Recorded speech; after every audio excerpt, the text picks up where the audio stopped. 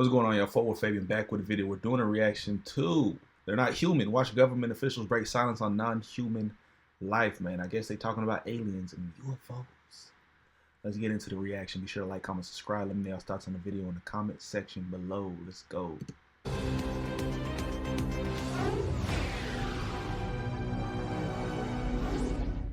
Tonight, we get a first look at a new documentary on UAPs and what government officials may know about top-secret programs on the subject.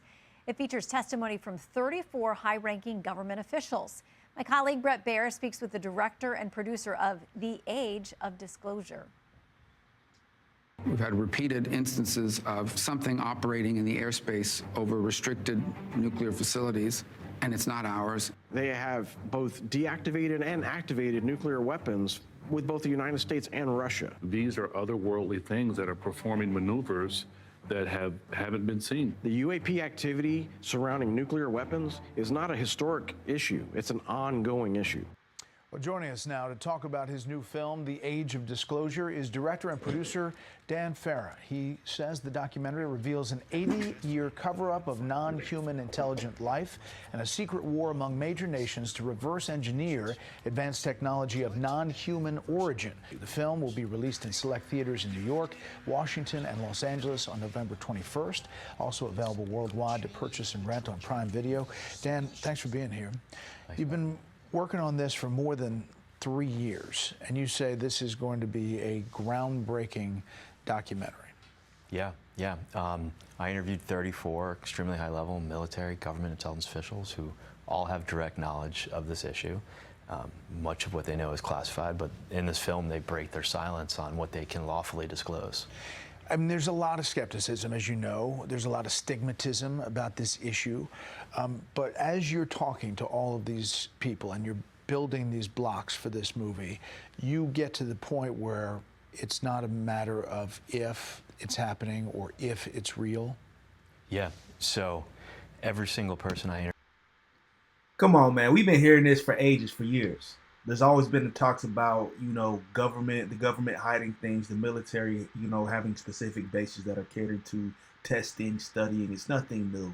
I want to say the dude looked familiar. I want to say, if he's been working on this film for 3 years, I want to say about 2 to 3 years ago is when they really just started exposing things, right? Of course, we're living in the generation of AI, so everything can be manipulated. Don't believe everything you see, but there was a lot of publicity behind a man talking to government officials, people who are willing to spill the beans.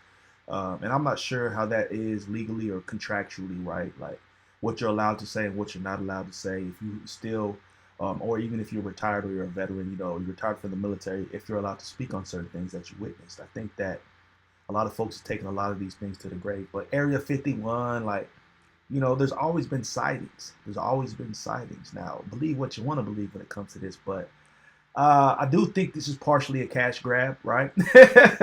We're going straight to Amazon, you know what I mean? And this is a topic that has always been very intriguing to people. But Interviewed made it very clear that it was no longer a question of whether this was a real situation. It's a very real situation. Humanity is not the only intelligence in the universe. Humanity is not the only intelligent species. We are absolutely not alone. Non-human intelligence exists. UAPs are real. They're here, and they're not human. The questions now are, who's controlling these UAP? Where do they come from? And what is their intention? This sounds, it's hard for everybody to digest. And an 80-year cover-up with a country that keeps it deep and dark, and it hasn't gotten out. That's the tough part for people to buy into. Yeah, so a number of the officials in my film make it clear that a long time ago, this topic was moved away from congressional oversight and even away from the oversight of the President of the United States. And there are certain elements within our government and within defense contractors that have really been gatekeeping the knowledge about this topic. And there are people in this film who are respected in their fields who say they have seen these craft and have seen the recovered non-human bodies. I have seen with my own eyes non-human craft and non-human beings. They go on the record about the fact that there have been crashed craft that have been recovered. In some cases, there's been non-human bodies in these craft, they claim. And these are people who are putting their reputation and their names on the line. You know, often you hear people say, show me the evidence. In my opinion, 34 extremely credible people putting their name and reputation on the line is the best evidence, because we live at a time where you could put a video or a photo out and half the people out there will say it's fake or AI. AI and everything else. These sightings were occurring way before AI. So this is what people, like, let's get the timeline straight, right? And, you know, civilians were spotting these things long before. You got people having encounters back in the 60s. You know what I'm talking about? People talking about these things long ago. So he say, she say, yeah, whatever. I think that it's a conversation of not trying to expose too much, because people can't naturally handle the truth, man. People in general cannot handle the truth. I think it's the powers that be that think they're doing things for the greater good. Let's keep it under wraps. They couldn't handle this anyways. What would you do with this information anyway if we gave it to you? Twiddle your thumbs? Like, you are in no power or position to make any type of action. You know, like, there's nothing that you can do, generally speaking. Or so it doesn't make sense to reveal some things that people can't even fathom or control, just so they can let their mind run and race, and we'll have more people who are conspiracy theorists run with a certain narrative, right? Now, the folks who participated in the movie, I'm already knowing that they're going to be under heavy surveillance by the government, by the feds. More than likely, man. There's always people who try to expose the truth and then they end up going missing. So the title is Age of Disclosure. Protect them boys at all costs. Do you think that this is going to start something bigger? The premise of this is that there is a race to reverse engineer what has been recovered by different countries, essentially competing against one another. Yeah. So one of the big reveals in the film that a number of the interview subjects share is that elements of the U.S. government are in a high-stakes secret Cold War race with adversarial nations like China and Russia to reverse engineer technology of non-human origin. The first country that cracks the code on this technology will be the leader for years to come. China has established its own version of a UAP task force. You think for a second that they wouldn't consider using it to achieve their ends of domination? This is similar to the Manhattan Project. This is the atomic weapon on steroids. We won the atomic race, and we used the bomb to end World War II, and we became the definitive superpower for the next 100 years as a result. The fear here is that if another nation wins this race, it could really change the lay of the land in terms. Sounds like China's ahead of the game. Sounds like China, more than likely Russia, right? Of power. But for the people who are still skeptical, still can't get their head around it, they're going to watch this, maybe they'll have their eyes opened, but many might ask, why now? Why is it happening now?